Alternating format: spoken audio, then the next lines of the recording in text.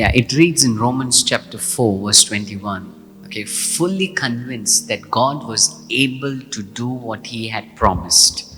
Now, this is being spoken in regards to Abraham, that he was fully convinced that God was able to do what he had promised. The word able, okay, comes from the Greek word dunatos, okay, dunatos, which means mighty, which means power, which means strong, which means being capable or possible.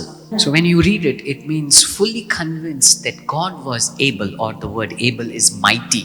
Fully convinced that God was mighty to do what he had promised. Word dunatos can also mean power. So fully convinced that God was powerful to do what he had promised. The word able can also be translated as strong. That means fully able that God was strong to do what he had promised. Today I want us to ask ourselves, am I convinced? Do I have that deep conviction that God is fully able, fully powerful, fully strong to do what he has promised in your life? Now, when you meditate on the life of Abraham and you see that he was fully convinced, but see how many years he had to wait to see that promise come to pass. He had to wait nearly 25 years. In that journey of 25 years, there were doubts, there were fears, there were situations that told him, no, it's not going to happen. But what do we see about God? That God did show himself that he is able. That means he is mighty, he is powerful, he is strong, he is capable, and with him it is possible. Today I want you to know that no matter what your circumstance speaks to you,